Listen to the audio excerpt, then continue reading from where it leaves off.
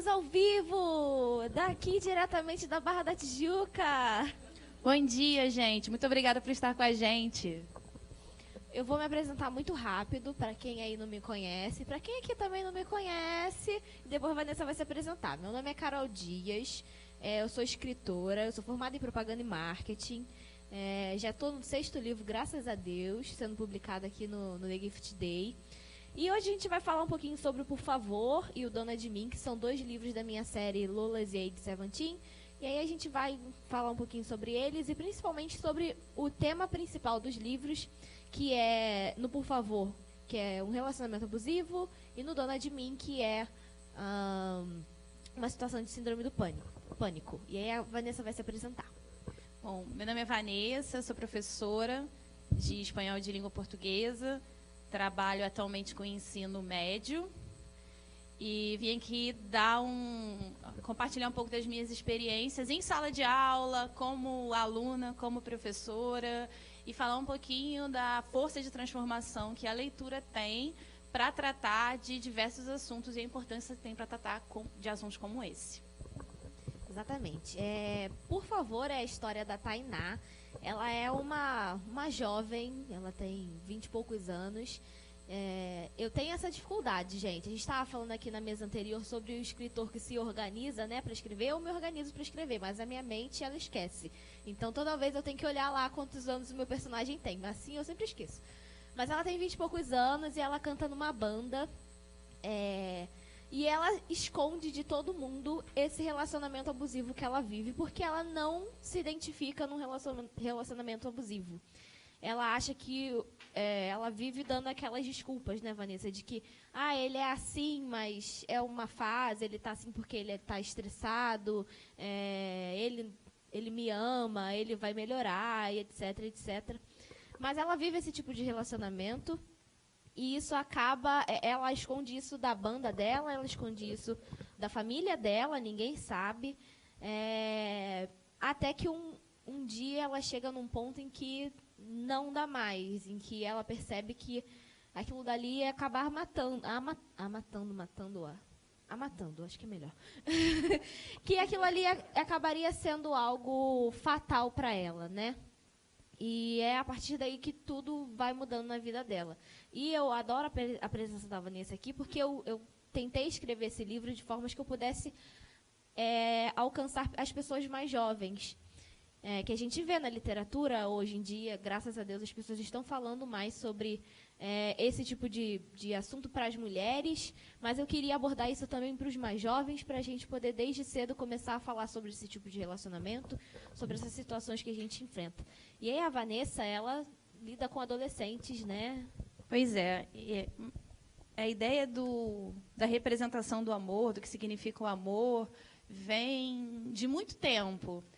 Quantas vezes vocês já ouviram, assim, ao longo da vida de vocês, uma pessoa faz uma ação e, no final, ela ilustra essa ação assim: eu faço isso porque eu te amo. Eu faço isso para o seu bem.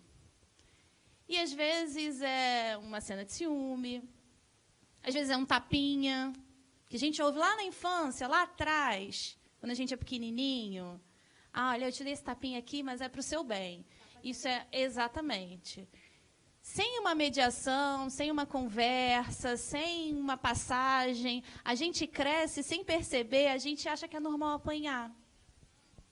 Para o bem. Porque a pessoa está fazendo isso para o nosso bem. Tem uma música do sertanejo universitário, não sei quem canta, porque meus alunos cantam, e eu só pego as rebarbas, que fala que a pessoa não vai fazer propaganda da outra porque tem medo de perder. Aí a pessoa começa a falar mal da outra. Tá louco que eu vou fazer propaganda de você. Não é medo de perder, é pavor. É pavor. Aí a gente ouve isso. E a gente fala, olha que legal, a pessoa está falando mal de mim porque ela me ama. A pessoa está colocando... Se ela falar bem, outra pessoa vai querer. Nossa, como minha autoestima tá legal, né? Porque eu preciso diminuir o outro, porque senão a pessoa não vai querer ficar comigo. E a gente vai internalizando isso. Isso acontece na literatura. Na literatura clássica, talvez todos nós que estamos nessa sala, vocês que estão aí assistindo a gente, tenham sido obrigados a ler clássicos como Iracema, Lucília. Hoje, os jovens não precisam mais fazer como nós, que éramos obrigados a ler, porque, dependendo do trabalho, eles procuram um resumo na internet. Pois é. Aí eles dão uma voada, mas lendo.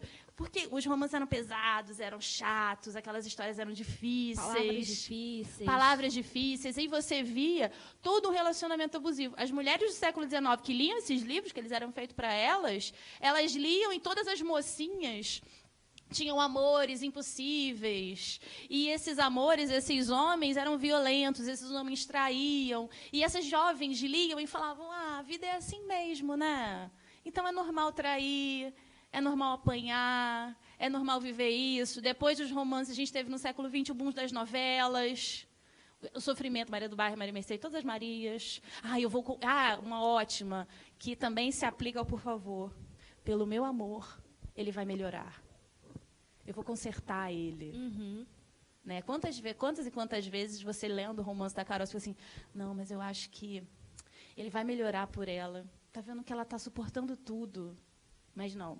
A gente tem que vir na frente. E aí, além do Por Favor, que eu tento abordar um pouco de todos esses assuntos e mostrar que ela é um entendimento que a Tainá tem de que ela está numa situação que não faz bem para ela, e mostrar que ela não entendia aquilo como ruim, mas ela foi percebendo ao longo o quanto que aquilo fazia mal para ela. E eu tento fazer isso também no Dona de Mim, que a história é um pouquinho diferente. É uma outra amiga da Tainá, a Esther, que também canta na banda, mas que acaba presenciando um assassinato. Isso desencadeia nela a síndrome do pânico que ela já tinha no passado e que ela já tinha se recuperado disso. Mas eu queria abordar um pouquinho dessa doença, que está tudo na nossa cabeça.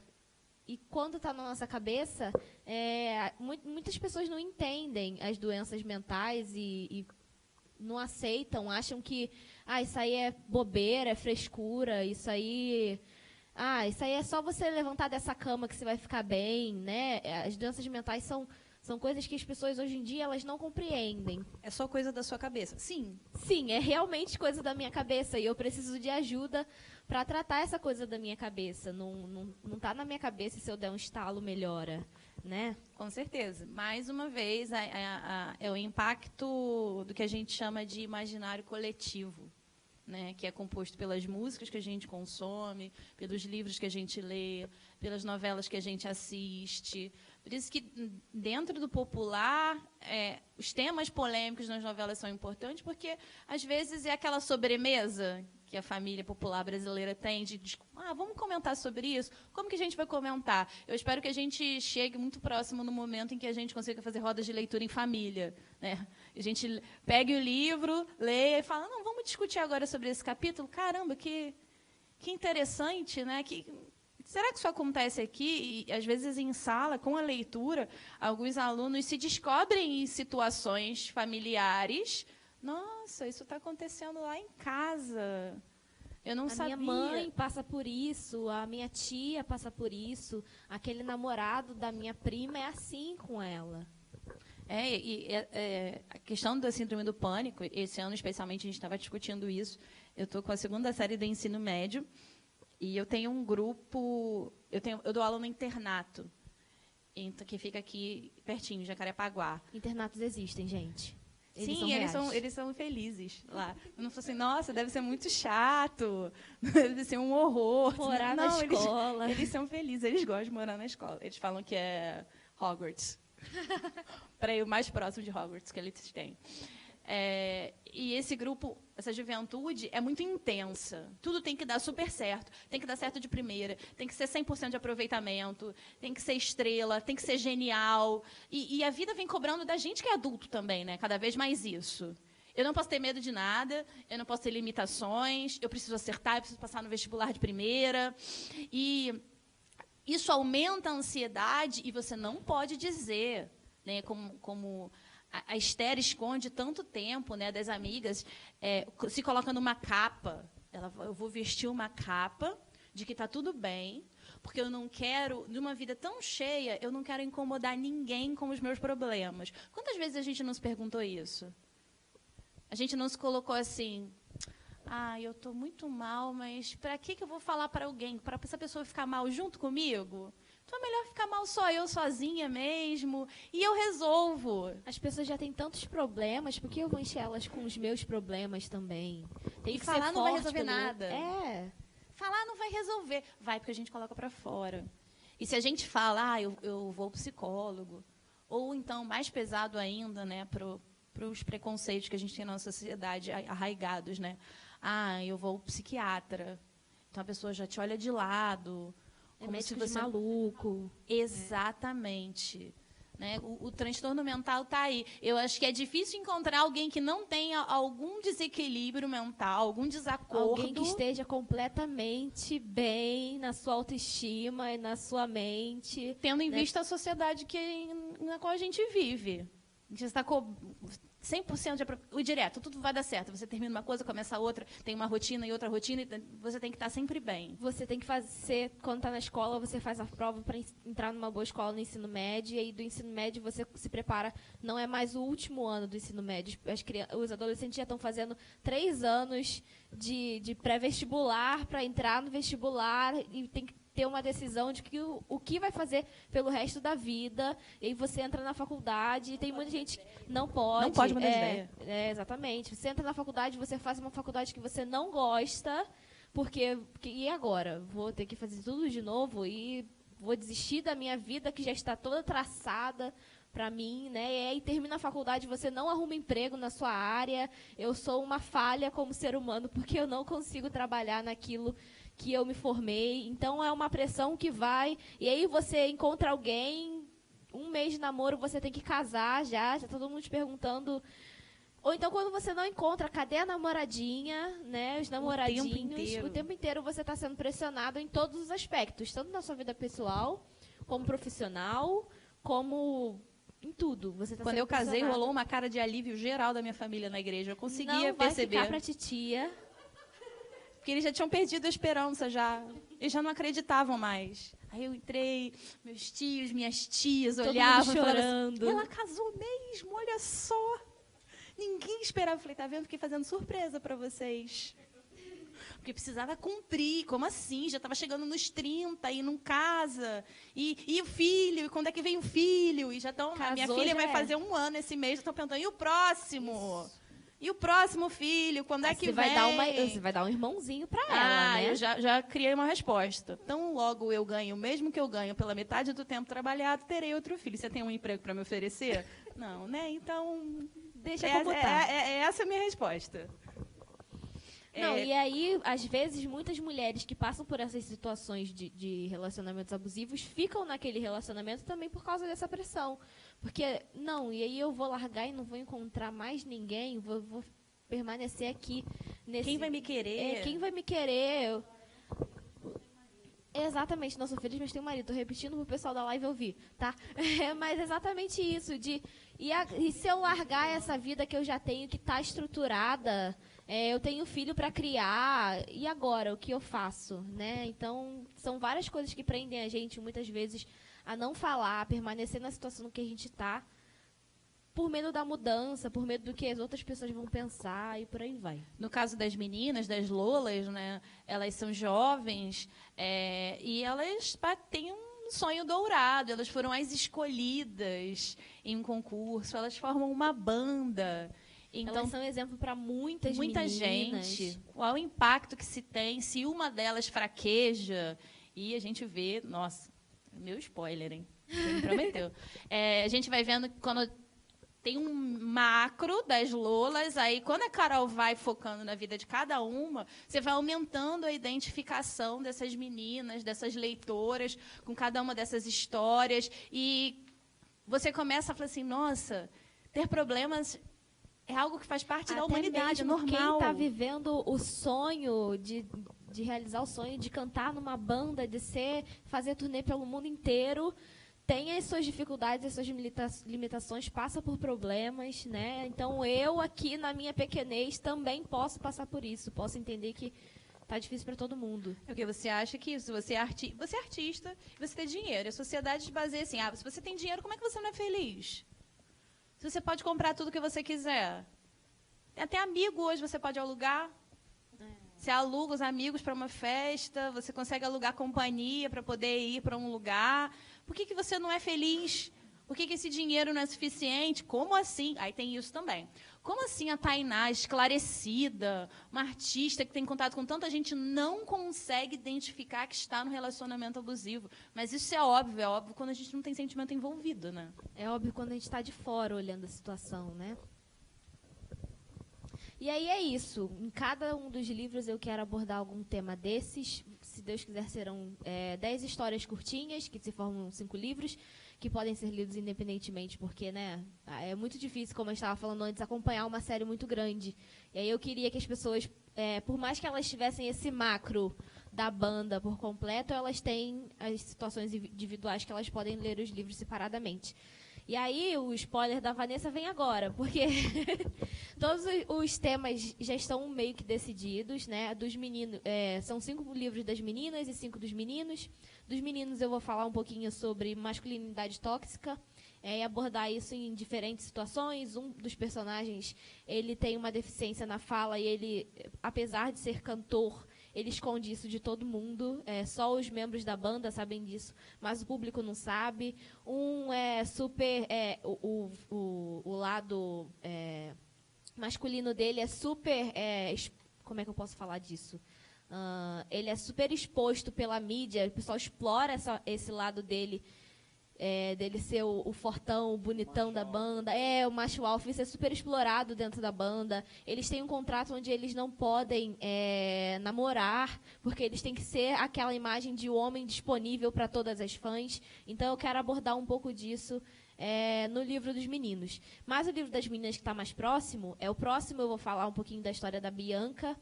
E ela passa por uma situação de bullying que é muito comum nas escolas, né? E eu fiquei pensando em como que eu ia trazer esse bullying para uma banda que não está mais na escola. Então, eu vou abordar um pouquinho do cyberbullying e o quanto isso faz mal para as meninas dessa idade, o quanto os comentários da internet podem afetar as pessoas e o pensamento das pessoas. E o seguinte, o vira-vira, é a história da personagem mais odiada da série, porque as meninas olham, as minhas leitoras têm olhado para ela e não conseguem entender por que ela faz o que ela está fazendo durante a série, porque ela age daquela forma, né? E aí eu não sei nem se eu posso falar sobre isso, mas porque aí já é spoiler demais. Mas eu vou falar mesmo assim, que ela está passando por uma pressão tão forte de pessoas, que eu não vou falar quem que ela acaba desenvolvendo anorexia, bulimia e se cortando. Eu não ia colocar automutilação na série, mas foi um feedback que eu tive na Bienal de professoras que me falavam que um dos maiores problemas que elas têm em sala de aula hoje são alunos que se cortam e que se automutilam. Exatamente. Por favor. Vanessa, eu também sou professora de português e espanhol, só que eu dou aula do Que 6º ao 3º ano, né? E o que acontece? Crianças hoje no 6º ano, algumas leem porque já têm hábito, outras não. Mas, desde que eu fui trabalhar nessa escola onde eu trabalho, que já são 9 anos, eu fui, apesar de dar aula mais de espanhol, eu fui desenvolvendo um hábito de conversas com as minhas alunas, principalmente as meninas. E aí, ao longo desses 9 anos, que já vão para 10, né, esse ano, de 2020, a gente teve muitas meninas. Você está falando de automutilação. Teve um ano na escola, acho que foi 2017, que a gente teve muito casos de automutilação. E, a mãe em casa não estava vendo isso. E elas tinham... Aí participavam do grupo Meninos e Meninas, que eles ficavam na internet, tinha um grupo no WhatsApp, faziam e mostravam quando um estava mutilando, quando um estava se mutilando, né? Está filmando direto da casa do fulano está lá cortando a perna, o que seja, né? E fora o fato assim, de que a gente, no dia a dia, a Vanessa bem sabe, a gente vê um aluno com problema. Eu, por exemplo, tenho 2 alunas no 8º ano, num dos 8º anos, que é o da tarde lá. Uma foi abusada pelo tio. E a outra está com problemas... Problemas não, que eu não chamo isso de problema, mas está em definição da sexualidade. E ela tem 14 anos e tem certeza que gosta de meninas. Ela tem certeza. Eu conversei, uma outra professora conversou, e ela diz que tem essa certeza desde sempre. E é muito engraçado você trabalhar com adolescentes e ver que eles têm maturidade para uma coisa e para outras não têm. E eu queria saber, Carol, se você, assim, você não vai abordar essa questão de... não estou falando de questão de gênero, não. Estou falando de questão da sexualidade mesmo, da confusão que fica. Porque muitas adolescentes, às vezes, começam a ter o primeiro contato, né, de namoro com o menino e, daqui a pouco, se veem gostando de uma menina. E isso confunde muito. E elas não têm muito... às vezes, a mãe tem abertura, mas elas não conseguem conversar. Os meninos também. As meninas conversam mais com a gente do que os meninos. E eu acho que, nesse ponto, os livros ajudam muito. Eu tive o caso de um menino, que hoje ele já saiu da escola, já está na faculdade, que foi através de um livro daquele autor... Eu sempre confundo... que ele fala muito sobre relacionamentos na adolescência entre dois... Pedro Bandeira? Não, ele não é nacional, não. Esqueço o nome dele. E ele descobriu que... O David Levitan, galera. E ele descobriu assim que ele gostava de menino, agora ele já está com 22 anos, lendo um livro dele. Que acho que era Will, se eu não me engano, na época. Porque muitas situações que passaram no livro aconteceu com ele. Então, ele tinha aquele conflito e não sabia como chegar para a mãe para falar. Ele achava que a mãe ia se envergonhar dele. E ele é criado só pela mãe. E a mãe até foi na escola conversar com a gente, que ele tinha chegado, e estava com 16 anos, já estava quase indo para o 3º ano. E ela disse que não estava sabendo, porque ela não queria que ele se sentisse mal, mas ela não sabia como conversar com ele. Né? Então, né, eu acho que para todo escritor também existe um pouco do processo de desconstrução e de aprendizagem, né? Eu nunca tive essa vivência de ter dificuldade de duvidar da minha sexualidade, é uma coisa que eu não passei. Então, é uma coisa que eu estou aprendendo e que, para escrever algum personagem assim, eu sei que eu preciso de um tempo. E aí eu não queria abordar isso no livro das meninas, porque para mim está muito próximo. E é alguma coisa que eu quero conversar com as pessoas, eu quero aprender, eu quero melhorar, para poder fazer alguma coisa bem fiel, né? Não fazer também no achismo. E aí eu vou abordar esse tema quando for o livro dos meninos. E aí eu vou falar disso num dos 5 livros, provavelmente é o 3º ou 4º, agora de cabeça, eu não tenho certeza. Mas eu vou abordar, eu quero falar disso, e eu tenho um amigo que ele está me ajudando muito nesse sentido, mas não vai ser agora. Vai chegar a hora da gente falar sobre isso, principalmente porque quando eu comecei a pensar em o que eu ia falar sobre masculinidade tóxica para os meninos, esse meu amigo falou assim para mim: você tem que ter um personagem que, se não é gay, ele está em dúvida se ele é ou não.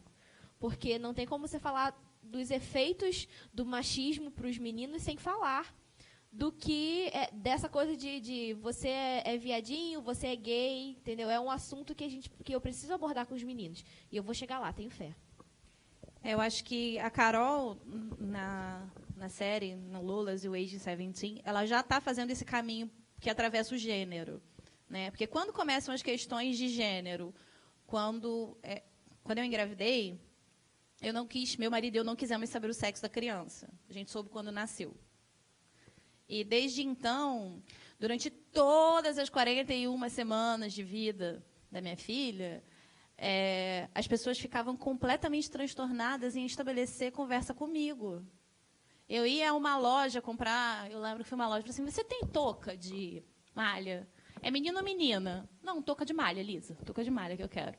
Não, mas é menino ou menina? Eu não sei. Aí eu olhava assim: não sabe? Como você não sabe? Não sei. Aí ela: então não tem. Aí eu...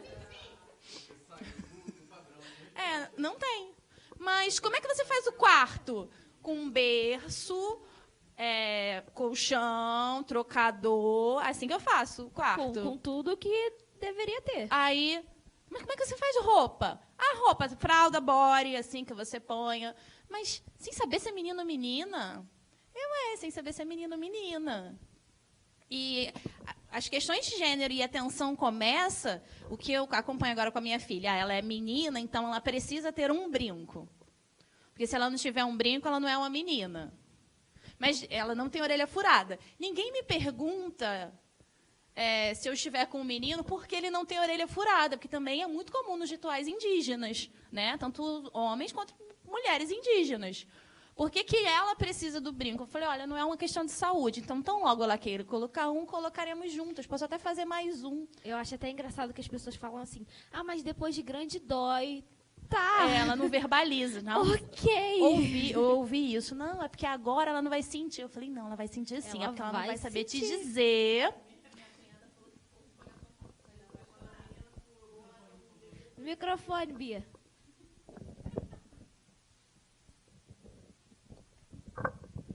O neném sente, né? A criancinha pequenininha sente. Eu tô contando da minha cunhada, quando ela foi furada, a menina foi do laboratório no apartamento dela furar, só que a bichinha deu um grito e chorou, assim, aquele grito que vem lá do fundo sabe? da alma, né? Do fundo da alma. Cara, dá pena. Tem a ver com a tolerância que cada pessoa tem à dor. Ele é um serzinho muito pequenininho ainda. Então, essa masculinidade tóxica, que é desenvolvida pelos meninos e acaba atravessando questões de gênero, é quando você olha para um menininho de 2 aninhos e fala, não chora porque você é homem. Exatamente. Não brinca com essa boneca porque você não pode ser, isso não é coisa de menino. Nunca vai ser pai na vida, né? Já está determinado que ele não vai ser. Aí, é que eu não sei trocar fralda, é que eu não sei cozinhar, é que eu não sei. Não faz parte, não é colocado nesse universo. É igual o homem não pode usar rosa, né? Eu acho lindo um homem de camisa cor-de-rosa. Acho lindo, mas eles não gostam de usar porque vão duvidar da masculinidade. Não, eu lembro que... Desculpa, eu vou. Quando meu pai voltou a estudar, assim, depois de adulto já. E aí, na turma dele, tinha um amigo dele que era o número 24. E ele não respondia a chamada. Porque ele era o 24, né? E 24 tem aquela historinha. Nós tivemos um parlamentar recentemente que fez a mesma coisa. Pois né? Entendeu? É adulto ele. Enfim, por favor. Desculpa, vocês estavam falando sobre cores, né? Essa semana eu vi uma postagem de um... Essa semana eu vi uma postagem no Facebook. Fala mais pertinho, assim, isso. Tá pra ouvir todo mundo? Tá.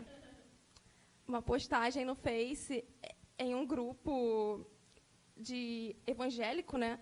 E aí um irmão da igreja perguntou, tá bom o terno? E era rosa, um rosa claro. E teve mais de 1000 comentários chamando ele de boiola, para ele colocar uma melancia na cabeça. Foi, assim, surreal. É incrível, né? Como tem gente com esse tipo de pensamento. E vocês falando sobre bullying e relacionamento tóxico, eu me lembrei muito da minha adolescência, que eu sofria bullying e me escondia no banheiro. Aí eu tenho vontade de chorar. Aí ela até falou... Fica à vontade. Estamos juntas. Ai, desculpa, gente. Eu achei que eu tinha superado isso. Você não está sozinha, estamos todas juntas. Falar, colocar para fora, chorar, faz muito bem, é muito importante. Aí ela até falou sobre professores, assim, naquela época tinha professores que até riam junto, sabe? Então, assim, é bem complicado. Desculpa, eu já tô... Era só uma zoação. Não, é importante, porque se fica calado, se você fica guardado, isso, eu já tinha superado, mas cada vez que a gente se coloca numa situação semelhante, quer dizer que a gente precisa conversar mais um pouquinho sobre isso. Você não vai estar sempre feliz, você precisa aprender a conviver, igual a síndrome do pânico, burnout, a depressão, você não se cura definitivamente, o alcoolismo. Um dia de cada vez, né? Sim, você vai estar sempre com aquilo ali carregando, né? com você e você precisa aprender a lidar com aquilo. E é normal você chorar sozinho, é normal você chorar na presença de outras pessoas. E o que precisa ficar claro é que demora muito para as coisas mudarem, entendeu? Nós estamos fazendo um trabalho de conscientização das pessoas, mas isso que ela falou deixa claro. O professor ria mesmo, porque era normal na época, era uma brincadeirinha. E então, eu acho que demora tipo 10 anos, 15 anos para começar a mudar de uma fase, né, para outra, de uma geração para outra, né? A palavra certa seria geração. De uma coisa que não começou a acontecer ontem, né? A gente tem Sim. isso na nossa sociedade há É cultural. centenas de anos. Então, a gente não pode esperar que em 2 meses, em 1 ano, as coisas vão mudar da água para o vinho. Mas o processo de a gente conscientizar os professores, que são quem forma a nossa sociedade, conscientizar os pais, conscientizar os mais velhos, acaba que aos poucos a gente vai... A Lia chorando também, meu Deus. Acaba que aos poucos a gente vai... A grávida chorando. A gente vai mudando a sociedade. O que é admirável é que nós estamos aí em pleno século XXI e você vê mentalidades tão retrógradas, tão, sabe, coisas ultrapassadas, por exemplo, o problema da cor, que isso vai afetar a masculinidade. Se o menino brincar de casinha, ele vai ser bichinha. É sobre Você isso que eu queria escuta falar. isso. Esse negócio da cor, eu falei assim, meu Deus, como que eu vou abordar isso? Eu tenho um filho de 8 anos e eu sempre beijei e abracei. Ele é muito carinhoso comigo e com o pessoal da minha casa. Ele beija, ele abraça meu pai. E assim, sempre foi normal. Só que com o pai dele, a gente é separado. E já é diferente. Ele não beija, não abraça. E um dia eu coloquei uma camisa salmão no meu filho. Tipo, era um rosa salmão, uma cor meio laranja.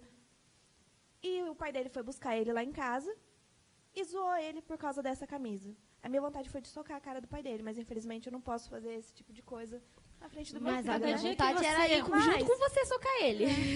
Não, aí E eu está fico assim, criando, uma tá fila de criando socos. um monstro no futuro, isso. Você liga a televisão todo dia, pelo menos 3, 4 casos de feminicídio, sabe? Tem, mas a cultura vem de casa, pai e mãe, que é ali ensinando o filho. Não, meu filho, o da minha filha, ela se quiser comer, ela vai lá no fogão, abre a panela e bota a comida no prato. O meu filho, eu faço um prato para ele, porque ele é homem. Exato. E às vezes eu não sei como agir, porque o pai dele é muito machista. E eu não adianta. E se eu quero conversar, graças a Deus, demorei, mas eu aprendi a lição. E eu não sei o que fazer, porque chegou no dia seguinte, ele não quis mais usar a camisa. Eu falei, Marcelo, não tem nada a ver. E sentei, conversei. E ele falou, tá bom, eu entendi. Mas fui colocar a camisa outro dia nele, ele não quis. Não para sair com o pai dele, por um exemplo. É um processo de muitas desconstruções e a gente não pode ter ilusão de que todo mundo vai pensar igual. Porque vai estar todo mundo mascarando. E eu falo, eu não sei como me comportar com isso, porque meu filho vai crescer com 2 personalidades. Porque na minha casa a gente não fala, não fala palavrão, a gente come na mesa, a gente faz isso. Agora chega na casa do pai dele, o meu filho fica até 3 horas da manhã acordado no celular, duvido que olha o que está mexendo. E eu converso, eu estou errada. E entendeu? eu vou te falar. Conversar com o pai dele, ele quer brigar. Isso é um problema, porque Muito grande. eu sou filha de pais separados, meus pais se separaram, eu tinha 7 anos de idade, e meu pai, militar, machista, e minha mãe não aguentou, foi seguir a vida dela, infelizmente ela não tinha condições de me bancar. Sua mãe é maravilhosa, por sinal. Obrigada. Aí eu fui criada pelos meus avós paternos, então convivi muito mais com meu pai. E meu pai chegava e tinha aquela mentalidade, minha família do lado do meu pai, mineiros, de cidade do interior, então mulher que se separa é piranha. Então meu pai chegava na cabeça, no meu ouvido, falava mal da minha mãe. Eu tinha 7 anos. Chegava perto da minha mãe, porque teu pai é assim, assim, assim, assim. Gente, você falou em autoflagelar, eu me autoflagelava. Eu tinha problemas, eu não dormia, eu tinha que ficar tomando calmante, isso com 10 anos, eu fui para psicólogo, né? Então, qualquer coisa, eu arrancava tufos de cabelo, me mordia. Então, e naquela época, você não tinha o esclarecimento que você tem hoje. Me admira muito, hoje, com toda a informação, e isso ainda acontecer. Sabe? E não sabe o mal que fazem para as crianças. Exatamente. É porque a noção de informação é diferente. O que a gente tem hoje? A gente tem acesso à informação. Mas o que eu acho que falta não acredito que seja a vontade. É a mediação do que eu vou buscar, do como eu vou buscar, de quais são as fontes. Aí a gente já atravessa fake news, né? Eu sou de uma época que, se está escrito no livro, está certo. Só que no livro de história estavam escritos um monte de coisas questionáveis sobre a nossa história. Mas está certo porque está escrito no livro. Então, se uma relação é normatizada, está tudo bem. E assim a gente justificou com bases cientificistas a escravidão, o extermínio indígena. A gente vai fazendo sequências. Então, quando você vai buscar, qual é a mediação? Eu vou buscar na internet informação, mas em que fonte? Se eu não tenho esse diálogo em casa, eu vou buscar e eu vou conversar com quem? Eu vou conversar com outras pessoas, que não necessariamente têm os mesmos valores. Eu espero que o seu filho, e que vocês consigam construir uma mediação, que, no fim, o Marcelo entenda que, em cada espaço, a gente vai agir de uma forma e que as pessoas são diferentes. Que eu acho que, se a gente tentar fazer algo diferente, tentar ter uma intervenção de mudar a galera, a gente vai enlouquecer. Eu acho que, como professora, acho que era esse meu exercício, sabe? É plantar sementinhas para questionar, para pensar, para saber se você quer reproduzir mesmo isso. E para olhar o outro, tem uma frase que eu gosto muito. As pessoas são muitas camadas. Às vezes é o meu pai, é uma pessoa que eu amo muito, mas extremamente machista. Uma pessoa que tem lados tão difíceis, mas que eu tenho lembranças tão boas também. Como é que você lida de conviver com uma pessoa que você... Como aconteceu no Por Favor, sabe? Caraca, eu amo esse homem, mas ele me agride. Mas quando a gente está junto, é tão bom, mas ele não permite que eu esteja mais próxima com ninguém. Como que a gente faz para lidar com esse mix de sensações, né? A gente precisa de partilhar, a gente precisa de espaços como esse, a gente precisa de acompanhamento psicológico, a gente precisa conversar sobre sentimento. E é o que tem acontecido nas escolas, com o investimento em inteligência emocional. Né? Vamos ver com a base como vai ser, mas na teoria é tudo muito bonito, né? Falar de sentimento divertidamente, sabe? Sentimento, o que você está sentindo é isso, valorizar os sentimentos e não atrelar o gênero. Só para fechar essa questão de gênero, os meus alunos têm uma máxima que me fez entender completamente, foi tão simples. Por que eu vou escolher a pessoa pelo sexo dela se eu escolho pelo que ela é? E eu vou eliminar aí 50% das minhas possibilidades. E como eles falam, definir a questão de orientação sexual como algo não definitivo. Eu vou gostar de meninas para sempre, eu vou gostar de meninos para sempre. Eu gosto de pessoas, eu me relaciono com elas. E antes de saber a fisiologia, a biologia delas, eu quero saber o que elas podem trocar comigo. Eu fiquei 16 anos, eu fiquei assim... A gente leva cada tapa, né? Falei, gente, faz tanto sentido isso, por que a sociedade... Concordo com isso. Eu nunca questionei minha sexualidade porque não tinha nem espaço para questionar. Como é que eu ia questionar que poderia ser diferente? Que eu poderia gostar de outro tipo de perfil? Não tinha conversa. Então, estamos caminhando. Eu ia falar um negócio que eu esqueci completamente. Faz parte, gente. Eu tenho uns pequenos lapsos de memória, assim. De vez em quando volta. Tadinha, tão nova, pois é. Fala, Lia. Então, eu acho que a base de tudo é o respeito. Eu acho assim, eu sempre ensinei meus filhos a respeitarem as pessoas. Entendeu? Nunca questionar. Por que você é evangélico e não é católico? Por que você é gay e não é hétero? Por que você é branco e não é preto? Então, eu sempre falei para meus filhos, não questionem as pessoas. As pessoas são para vocês o que elas fazem de bom para vocês. E é respeitar. A gente tem que respeitar o próximo, respeitar as pessoas. Acho que isso é a base. sabe? Para você não se incomodar. Como minha filha diz, minha filha tem 19 anos. Aí ela sempre fala assim, mãe, eu não sei por que o que fulano incomoda tanto. É você? Está tirando algo de você? Está pegando algo de você? Está tocando você? Por que você está se incomodando com a vida do fulano? Então, é deixar viver, entendeu? É respeitar. Só isso. É a base, eu acho que é a base de tudo, é o respeito. Tem muita gente que não vive porque fica tomando conta da vida dos outros, né? Então, é por aí. Fica criticando a vida dos outros e não olha para dentro do seu quadrado. E isso aí vai disseminando, né? Vai criando, e dentro da família ele está criando sementes dessa teoria deles, né? Olhar para a vida dos outros e esquecer o seu próprio. Infelizmente, né? às vezes, quando eu diminuo o outro, eu posso me sentir melhor. Eu acho que o bullying funciona muito com isso também, né? Eu aperto o outro, segrego o outro, e eu fico numa posição de destaque. Tem até uma historinha que a mulher, todo dia no café da manhã, ela e o marido sentado, ela olhava e falava assim, tá lá a vizinha botando a roupa na corda, mas que roupa encardida. Ela não sabe nem lavar a roupa. No dia seguinte, olha lá, ela está botando roupa de novo e a roupa está encardida. Um belo dia ela falou assim, hoje a roupa está branquinha. Aí o marido falou assim, não, eu que lavei a janela. Quer dizer, a janela dela estava suja e ela criticando a roupa da vizinha, né? Então... Ai, adorei essa.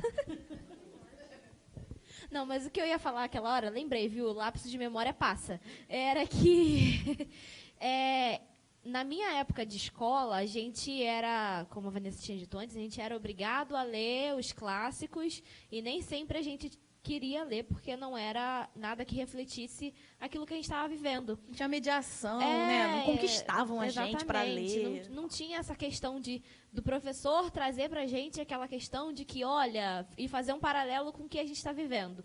E aí eu quis escrever esses livros também para poder abrir um pouco do diálogo com essa faixa, né? De que, olha, eu vi naquele livro que a personagem passa por situação X, Y e Z, e isso ser uma forma de gerar debate, tanto na escola, quanto entre os amigos, quanto em casa. Porque muitas vezes os pais não conseguem ir lá e falar para o filho e mostrar para o filho que, olha, tá tudo bem você usar uma blusa cor-de-rosa, mas quando... filho, vamos aqui ler esse livro? E aí o filho acaba vendo essa situação num livro, num filme, vamos numa peça que fala sobre o assunto, e aí é mais fácil de você mostrar para a criança, mostrar para adolescente que aquilo ali está tudo bem, que acontece a partir de um produto de entretenimento, do que só um debate, uma discussão.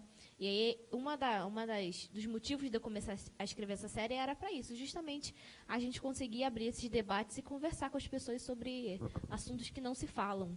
É fenomenal fazer essa caminhada com os livros, e que tem a Carol no século XXI, e o José de Alencar e o Machado de Assis no século XIX, e que a gente comece a questionar por que quem escrevia o nome dos romances das mulheres com nome de mulher eram homens, que a voz era masculina.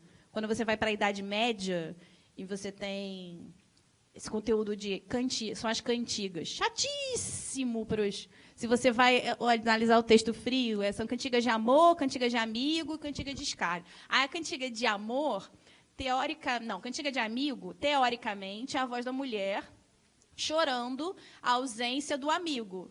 Só que quem escreve e canta é um homem. Quem disse que a fila para ela já não andou? Ele é que está achando que ela está chorando por ele lá no Rio. Quem escreveu isso? Por quê? Porque ele se acha, simplesmente. Vai que ela está chorando porque ela bateu o dedinho na quina, entendeu? O Castro Alves vai fazer isso no século XIX, quando ele fala da Teresa. O início do poema, dos Ais de Teresa, o início do poema é ele falando que amava a Teresa, que se juntaram, que se separou, e que ela chorou, e que não sei o quê. Aí chega no final, ele, cheguei, crente que a Teresa vai morrer por mim. Teresa, já tinha andado a fila, já estava com o outro lá, abriu a portinha e falou, filho, adeus. Querido, já foi. Até a década de 1960, todo mundo lia o Dom Casmurro e ninguém tinha questionado que talvez a Capitu podia não ter traído o Bentinho. Eu digo e eu espero que ela tenha traído, porque ele era insuportável. E ninguém questionava isso. que doente, que ficava o tempo inteiro pensando que estava todo mundo girando em torno dele e isso não era questionado. Por quê? Porque era um clássico. Porque a traição, é óbvio que a mulher vai trair o homem. E se o homem traísse a mulher, porque ela não fez o serviço dela direito. Com esse olhar dela de cigana, dissimulada.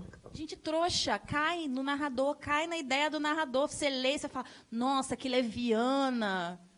Miga, ele que está te enganando. Você está enrolada. Vamos situar essas leituras. Mas vai muito daquilo que você estava falando também, Vanessa, de que se está no livro é verdade, entendeu? Se está no livro não tem o que questionar. Era assim mesmo. Não, vamos questionar mesmo, porque às vezes o autor, o narrador, ele te mostra só o que ele é. Só o que ele quer que você veja, entendeu? E os outros lados da história? Sim, o Brás Cubas, outro narrador do Machado, com essa questão do bullying, tem uma passagem que ele fala de uma menina, que ela é muito bonita, mas ela tem um defeito, porque ela é manca. E ele fica refletindo. A obra que eu mais gosto de Machado de Assis é Memórias Póstumas, porque ele fala daquele burguês medíocre, que tem pensamentos horrorosos, que fica debochando de todo mundo o tempo inteiro, que ele se acha um máximo, mas ele não é porcaria nenhuma. E eu fico pensando, os burgueses do século XIX, achando que estavam sendo elogiados, do Machado de Assis rindo deles, e a galera não conseguia entender o que ele estava escrevendo, então ele passou por isso, então ele, eu vou ficar aqui desabafando, falando mal dessa galera, ninguém vai entender nada.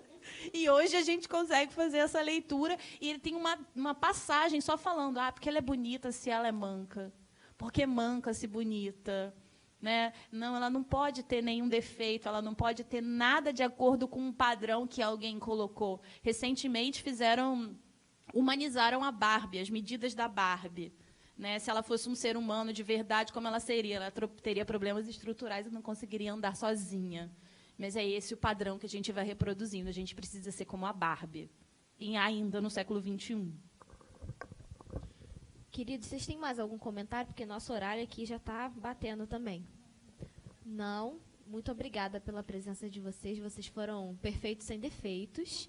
Muito obrigada a vocês que assistiram a live. Perfeitos sem defeitos também. Amo. Um beijo, galera. Valeu pela presença.